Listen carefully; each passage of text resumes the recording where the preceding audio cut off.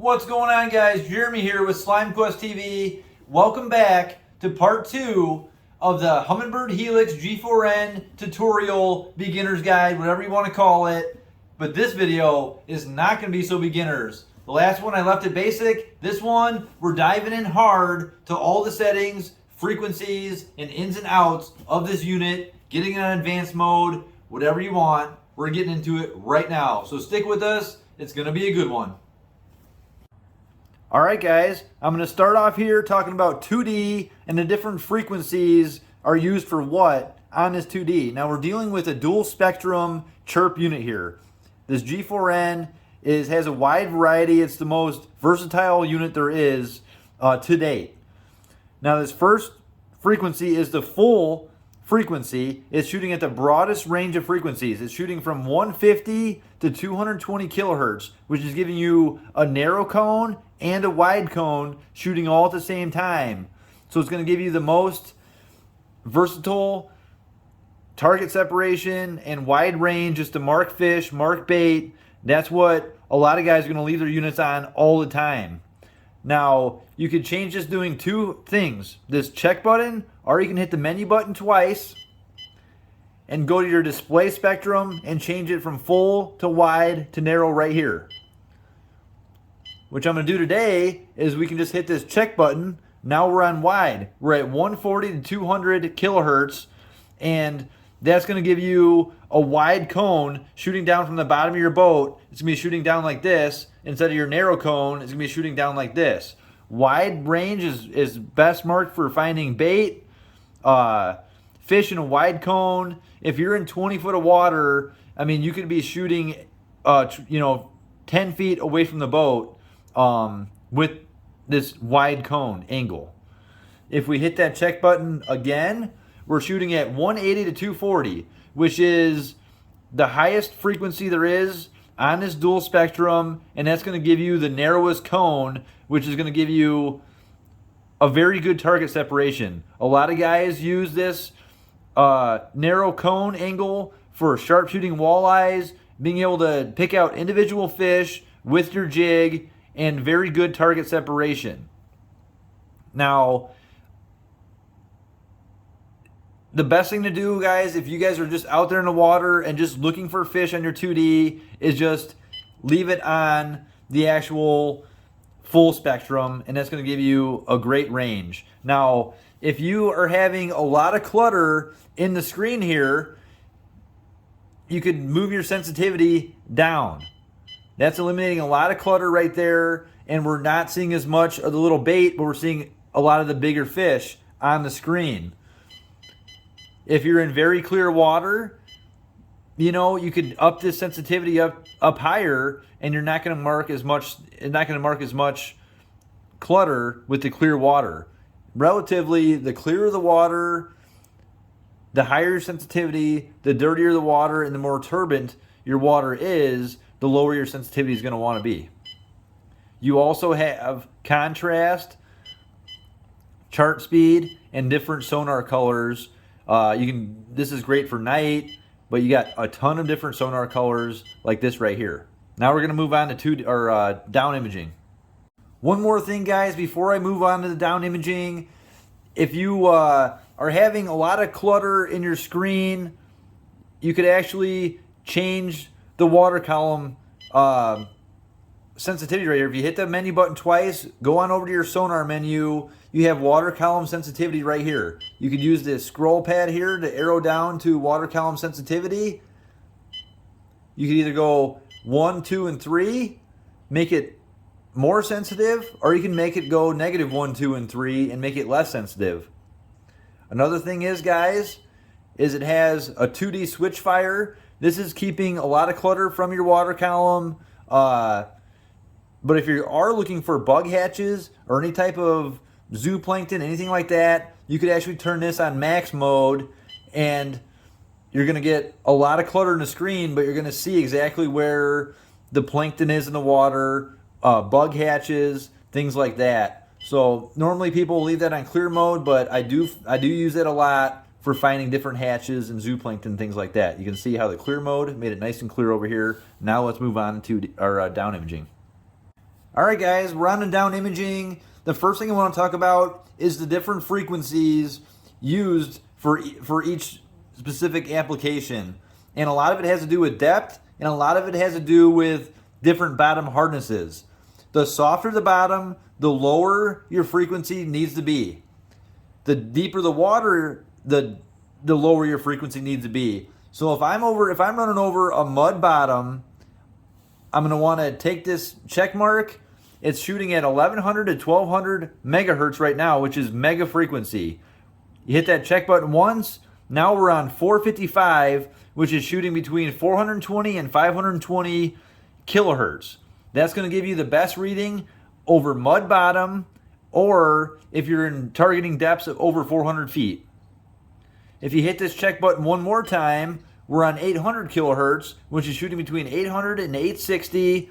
This is going to give you a good composition between mud and hard bottom, something like sand, are in depths of like 300 feet or so, because the mega only reaches down to about 200 feet. So if you're in depths less than 200 feet and on hard bottom, you're going to want to use the mega setting, and that's going to give you the best picture. Now, the other thing is, when you're in your mega imaging screen, if you hit this menu button once, you have all your sensitivity, contrast, and things like that. And I'm going to talk to you about getting the best picture with your 2D or down imaging display. And a couple things I like to do, and this all depends on what kind of water you're on, whether it be dirty or clear. It could change a little bit, but a good rule of thumb is I like to keep my sensitivity on 8. And I'm going to wait for this to pop up here a little bit cleaner. I'm going to change it really fast so you can kind of see. I'm going to go down to 8, up to 12, and my dynamic contrast on. You could see that image just got so much more better, even with a little bit of glare in the screen right now. But I'm going to go back to where it was.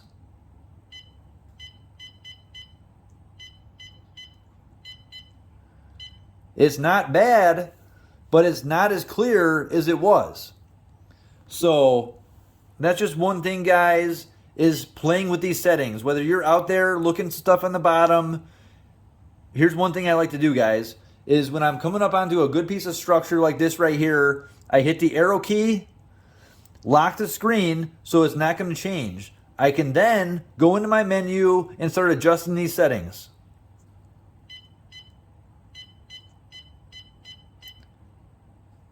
DI, dynamic contrast, on. Just look how that changed right there for the better. It's got lots of dark shadows in there, and it just makes everything stand out and pop that much better. That's where I like mine. That's where I'm going to keep it on right here. Now let's get into side imaging. All right, guys, now let's talk about side imaging. And now the same rules apply for the down imaging as it did the side imaging. Whether you're in very deep water or soft bottom, you're going to want to lower your frequencies down to 455. Or with side imaging, if you want to have your range out very far to the left and right, you can shoot out to 400 feet to the left and right of the boat. So if I'm looking for something really far away, or I'm on a brand new on a lake and I'm looking for a structure that's really far away from the boat and I'm not sure exactly where it's at in the lake yet, I like to change this over to 455. To do that, just like any of the other frequencies, hit this button once. Now I'm on 455, which is a much darker picture, but you'll be able to scan at that same color really far away from the boat or over that soft bottom. And it's ranging a spectrum from 405 to 505 kilohertz. Now, if you're over a sand bottom or something like a transition area where it's not exactly soft bottom, not exactly hard bottom, or you want a moderate range from the boat, about 200 feet, you can change this over to 800 kilohertz, which is ranging from 740 to 840 kilohertz. It's a very bright display. Sometimes it gets washed out. With this display, a lot of times you want to lower your contrast down from 12 or 10, wherever you're at, maybe down to 8. And it's going to be a little bit darker so it doesn't get super washed out. Any other time you want to have your unit set to mega frequencies, that's what we all have these units for, is your mega. And that's going to give you the best cleanest picture for what it is. Now let's dive into some of these settings, and it's just like the down imaging with the contrast and the sensitivity. You hit the menu button once. Sensitivity, I like this on 8. I've been on a lot of bodies of water, and 8 seems to do really good. I feel like they overpowered the sensitivity. It comes stock at 10, unless you're on really clear water, which I don't have a lot of here in Illinois, but I like my sensitivity on 8. If you're on clear water and not really that dirty water, up that sensitivity. The contrast, I do like up to about 12. It leaves a lot darker shadows. You could lower that contrast, but again, you're washing out your screen. You can see it just getting more yellow and more yellow. I like mine on 12. You can see it just kind of pops really good like that. Also, I like my SI dynamic contrast on. It just has a nice little dark shadow behind all the stuff. It makes all the fish and the rocks and stuff like that show up nice and bright, and the shadows are really dark.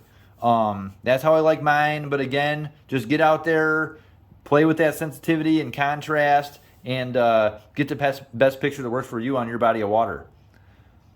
There are some more things that I'm going to talk about in the next video on the advanced options, on-site imaging, which I'm about to show you right now, is how to actually turn this unit on advanced mode rather than angler mode. And to do that, we're going to hit this menu button over here twice. We're going to go scroll left or right to set up user mode. This is going to give you a lot more options in your menu, and we're going to turn this on right now, and you can see we already have a ton more options right out the get-go. All right, I think that's going to be it for this video, guys. We're going to dive into all these advanced options, some frequency spectrum stuff in the next video. The last thing I want to show you guys is just how to actually turn on your AutoChart live, which is a great feature, guys. And if you are in the navigation menu or the navigation screen, just like this right here, all you have to do is hit that menu button once, scroll down to AutoChart, and actually just hit the cursor arrow over here to the right, and that's going to turn your AutoChart on. When you're done recording, go ahead and turn that back off to the left. Now, I have a bunch of AutoChart videos. Nothing in the AutoChart has really changed, so go ahead, take a look at some of my old AutoChart videos, and I go into really good detail about how to use AutoChart and how good it is and everything like that. So, all right, guys, I hope this video helped. I really do, and we're gonna have one more series in this short mini series, whatever you want to call it, part 3 of 3, where we're gonna dive in just a little bit deeper on some of the frequency spectrums and stuff like that, and why we would want to be in these different frequency spectrums for certain bodies of water and things like that. And hope you guys enjoyed. As always, give this video a like if you enjoyed it, and please subscribe if you want to see more videos like this. So we'll see you guys on the next one. Thanks for watching.